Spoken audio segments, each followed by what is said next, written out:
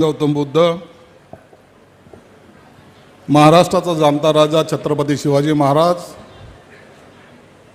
घटनेचे शिल्पकार डॉक्टर बाबासाहेब आंबेडकर आदी सर्व महामानवांना विनम्र अभिवादन करून आजच्या या चौदार तळे भूमिपूजन कार्यक्रमासाठी ज्यांच्या हस्ते हा कार्यक्रम संपन्न होतोय असे महाराष्ट्र राज्याचे लाडके मुख्यमंत्री देवेंद्र फडणवीस साहेब, केंद्रीय राज्यमंत्री रामदास आठवले साहेब,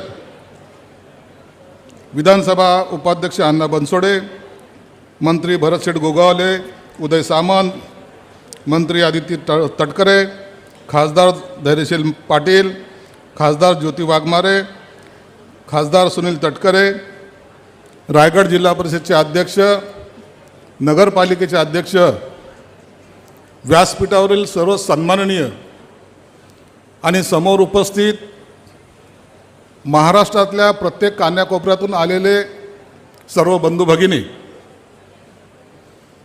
आजचा हा दिवस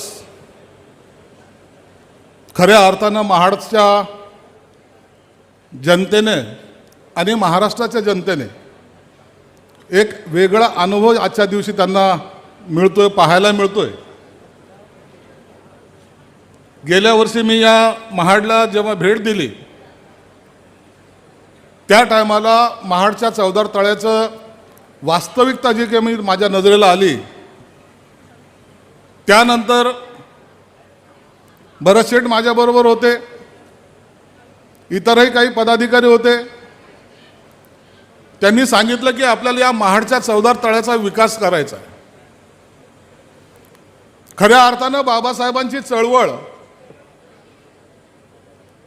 जी सुरू झाली ते महाडच्या चौदार तळ्यापासून सुरू झाली आणि मग या ज्या चळवळीपासून बाबासाहेबांचा प्रवास महाराष्ट्रात नाही तर जगभर गेला, ते एवढं दुर्लक्षित कसं असू शकतं। म्हणून त्यांनी भरतशेठनी मला विनंती केली, इतरही मान्यवरांनी विनंती केली, त्यात प्रवीण दरेकर असतील, सुनील तटकरे साहेब असतील, आणि माझ्याकडे प्रस्ताव आला। प्रस्ताव फार छोटा होता। मी त्यांना सांगितलं की ज्या बाबासाहेब आंबेडकरांनी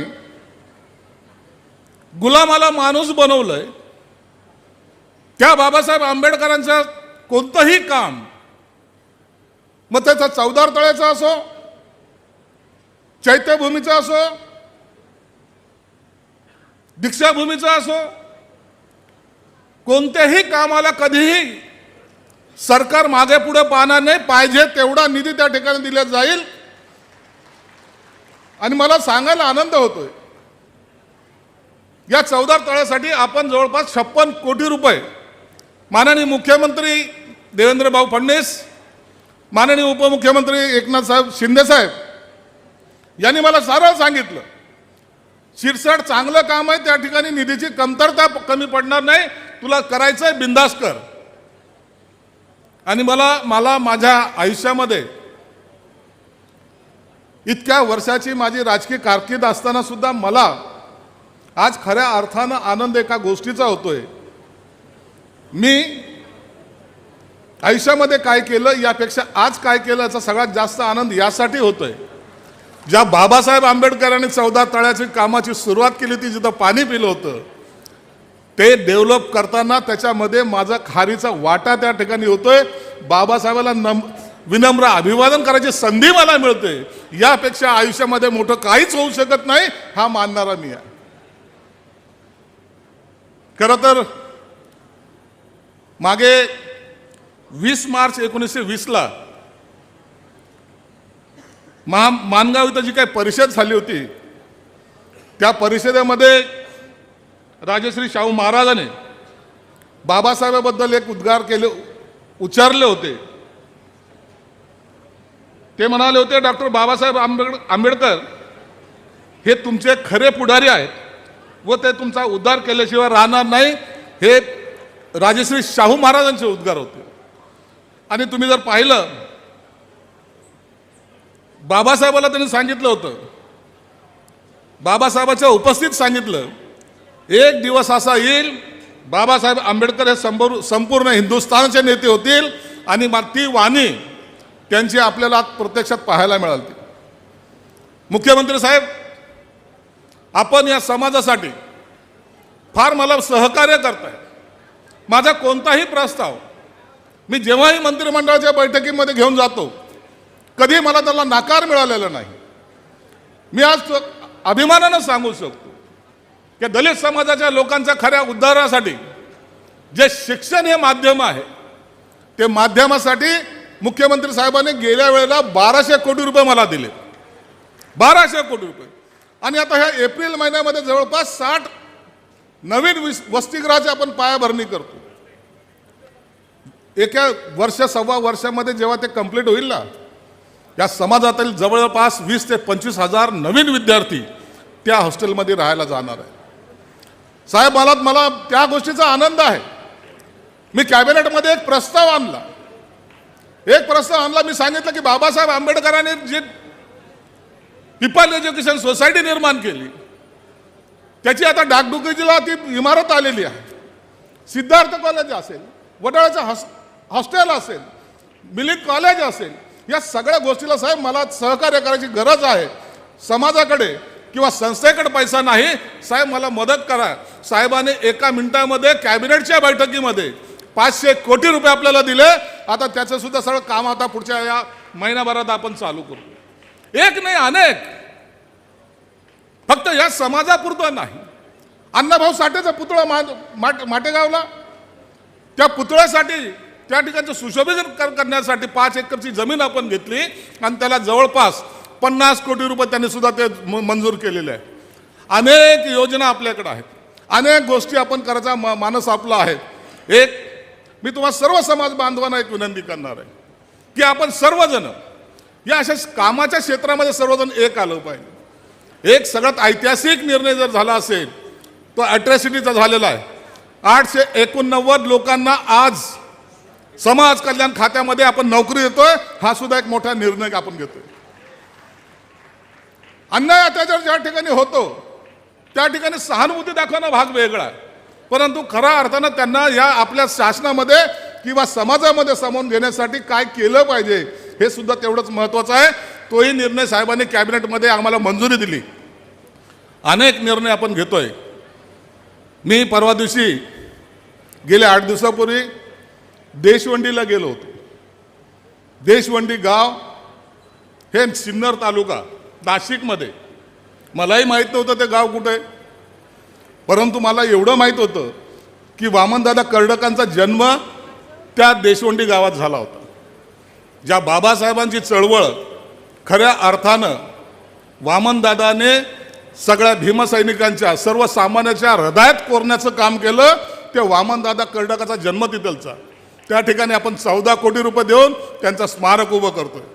प्रत्येक लोकांना समाजामध्ये जे चांगले काम करतायत अशा प्रत्येक माणसाला या मुख्य प्रवाहात आणायचं काम आपल्या या विभागातर्फे केलं जातंय. मला अभिमान आहे. हे सर्व काम करत असताना मंत्रिमंडळातील माझे सर्व सहकारी मला मदत तर करतातच, परंतु मी त्यांनाही सांगतो, CM साहेबनी एक प्रयोग केला.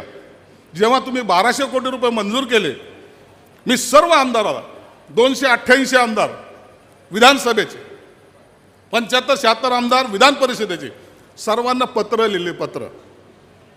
पत्र काय लिहिलं? तुमच्या मतदारसंघामध्ये माझ्याकडे निधी मागताना येताना तुम्ही 2 कोटीचा निधी मागाल, रस्ता करायचा म्हणून सांगाल, एखादा सभागृह बनवायचं म्हणून सांगाल, ते न करता तुमचं नाव तुमच्या त्या मतदारसंघामध्ये जर कायमस्वरूपी कोरायचं असेल, माझ्याकडे सगळ्यांनी 288 + 76 लोकांनी तुम्ही मला हॉस्टेलचा प्रस्ताव द्या, तुम्हाला पाहिजे तेवढा निधी मी देईल. आणि त्याचा परिणाम असा झाला की आज माझ्याकडे 120 हॉस्टेल नवीन आता आपण उभार करतोय. 120. म्हणून आमदारही खुश आहेत, मी खुश आहे. माझा हेतू साध्य झाला. विद्यार्थ्याला तिथं ॲडमिशनही मिळणार आहे आणि तुम्हाला सुद्धा तुमचं नाव तिथं लागणार आहे. म्हणून हे दोन्ही कॉम्बिनेशन जेव्हा करताना एक आनंद ज्याला म्हणता येईल तो करायचा आपण प्रयत्न केला आहे. CM साहेब, आज या महाडमध्ये पहिल्यांदा एवढी मोठी सभा, पहिल्यांदा एवढा मोठा समुदाय आज पहिल्यांदा इथं येतोय महाडमध्ये. हे जे काम आहे आज भूमिपूजनाचं जे काम आपण आज भूमिपूजन साहेबाच्या हस्ते केलंय, त्याची सुरुवात हे 15 दिवसात सुरू होणार आहे 15 फेब्रुवारीपर्यंत. नाहीतर असं जनरली राजकारणातले लोक असं म्हणतात, उद्घाटन केलं का चाललं, नंतर कधी बनेल ते माहीत नाही. आपल्याकडं कधी बनेल ते माहीत नाही, आपल्याकडं करेक्ट डेडलाईन दिली जाते. आणि म्हणून 15 फेब्रुवारीपर्यंत हे संपूर्ण परिसराचा विकास हा केला जाणार आहे. आणि येणाऱ्या मार्चच्या 20 तारखेला खऱ्या अर्थानं महाड हे महाराष्ट्रातच नाही तर या देशाभरामध्ये एक वेगळ्या उंचीवर नेण्याचं काम आपण करतोय. त्यासाठी 56 कोटीची रक्कम जरी कमी पडली त्याच्यामध्ये 10-20 कोटी रुपये टाकायचा सरकारचा मानस आहे. CM साहेब इथं बसल्यामुळं मी जेवढं काही मागल ते देतीलच अशी मला अपेक्षा आहे. म्हणून पैशाची चिंता नाही आहे, निधीची कमतरता पडणार नाही. परंतु या महाडमध्ये हे जे काही आपण जे काम करतोय याचा संदेश हा महाराष्ट्रभर जाईल. CM साहेब आज आपण या कार्यक्रमाला आले. डेप्टी CM साहेब शिंदे साहेब अचानक त्यांची तब्येत खराब झाल्यामुळं तेही येऊ शकले नाहीत. त्यांनी सुद्धा मी काल त्यांच्याकडे गेलो होतो. त्यांनी त्यांचे सर्व फौजफाळ आला होता, परंतु अचानक त्यांची तब्येत खराब झाल्यामुळं ते आले नाहीत. त्यांच्यातर्फे सुद्धा तुम्हा सर्वांना शुभेच्छा देतो. आणि CM साहेबांना पुन्हा विनंती करतो, एक छोटीशी विनंती साहेब, हा जो समाज आहे ना, बाबासाहेबाचं नाव घेतलं तर जगाच्या कोणत्याही कोपऱ्यात बोलवा ते जातात. कुठून येतात, कसे येतात, कुठं राहतात माहीत नाही साहेब. तुम्ही जाताना पहा साहेब, त्या रस्त्याच्या बाजूला गठोडी असते, कुणाकडे झोपायची जागा नसते साहेब. असेच येतात, फक्त बाबासाहेबाचं दर्शन घ्यायचंय, माझ्या बाबासाहेबांना मला भेटायचंय. आणि असंच एक काम साहेब मला आयुष्यात आणखीन एक करायचंय. बौद्ध गयाला अनेक अनुयायी जातात, बौद्ध गयाला दरवर्षी जातात, म्हणजे वर्षभर तिकडे जाणं येणं चालू असतं. तिथं साहेब हा समाजातील माणूस रस्त्यावर झोपतो, प्लॅटफॉर्मवर झोपतो, इकडे तिकडे आजूबाजूला कुठेतरी आपला सहारा घेतो आणि त्या बौद्ध गयाला जरूर जातो. साहेब आम्ही प्रयत्न करतोय, विभागातर्फे प्रयत्न करतोय, फक्त तुमचा एक धक्का पाहिजे. मला त्या सरकारकडून 10 एकर जागा पाहिजे. त्या ठिकाणी आम्ही या समाजासाठी मोठं हॉस्टेल ज्याला म्हणता येईल ते उभारायचा प्रयत्न आमचा आहे. जवळपास 100-150 कोटी रुपयाचं हॉस्टेल त्या ठिकाणी उभार करायचं आहे. फक्त त्या सरकारला तुमच्यातर्फे जर एक पत्र जर आम्हाला दिलं तर आमच्या अधिकाऱ्यांना आम्ही स्वतः जाऊन त्यांच्याकडून ती जागेची मागणी करून, आणि तुम्ही जेव्हा बोलले सरकार आपलं आहे, तुम्ही जेव्हा बोलले की ती जागा निश्चित आपल्याला मिळेल. आणि त्या बौद्ध गयामध्ये सुद्धा या सर्व बांधवासाठी एक आलिशान राहण्याची जागा होईल एवढी एक विनंती आपल्याला करतो. आपण सर्वजण या ठिकाणी आलात त्याबद्दल तुमच्या सर्वांचे मनापासून आभार मानतो. धन्यवाद. जय भीम, जय महाराष्ट्र. धन्यवाद. अतिशय माहितीपूर्ण अशा प्रस्तावनेनंतर कार्यक्रमाच्या पुढील टप्प्याकडे आपण वळत असताना कार्यक्रमाच्या निमित्ताने भारतीय जनता पार्टीचे अनुसूचित जातीचे महाराष्ट्राचे प्रदेशाध्यक्ष माननीय श्री विश्वजीतजी गायकवाड साहेब, आपणास विनंती आहे आपण शुभकार्याच्या मंचावरती यावं. तदनंतर कार्यक्रमाच्या निमित्ताने उपस्थित मान्यवरांच्या अर्थातच महाराष्ट्र राज्याचे मुख्यमंत्री आदरणीय देवेंद्रजी फडणवीस साहेब यांच्या शुभहस्ते तरुण भारत अंकाचा प्रकाशन सोहळा या मंचावरती पार पडतोय. मला मान्यवरांना विनंती करायला आवडेल आपल्या शुभहस्ते हे प्रकाशन आपण या ठिकाणी पार पाडावं. तरुण भारत अंकाचा प्रकाशन सोहळा या ठिकाणी संपन्न होतोय. महाराष्ट्र राज्याचे माननीय मुख्यमंत्री आदरणीय देवेंद्रजी फडणवीस साहेब अर्थातच आपल्या सर्वांचे लाडके देवाभाऊ आणि त्यांच्या समवेत उपस्थित इतर मान्यवरांच्या शुभ हस्ते हा प्रकाशन सोहळा या शुभकार्याच्या मंचावरती पार पडतोय.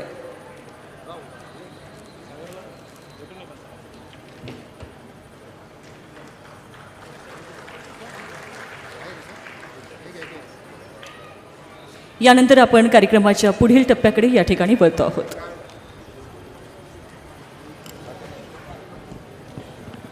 या कार्यक्रमाचं औचित्य साधून अनुसूचित जाती व जमाती अत्याचार प्रतिबंध अधिनियम 1989 सुधारित अधिनियम 2015 अंतर्गत बाधित कुटुंबातील वारसांना शासकीय नोकरीत थेट नियुक्तीचं पत्र वाटपाचा कार्यक्रम या ठिकाणी आपण संपन्न करतोय.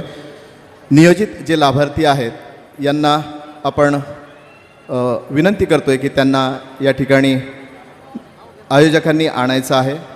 मी विशेष बाब या ठिकाणी नमूद करू इच्छितो काय नाव कुठे आहे त्यांचं? यादी द्या ना. यादी कुठे आहे? यादी नाही ना. लाभार्थ्यांची नावं आहेत: अनुष्का सुरेंद्रकुमार शिंदे रायगड, सारिका बलभीम बनसोडे रायगड, पूनम दिनेश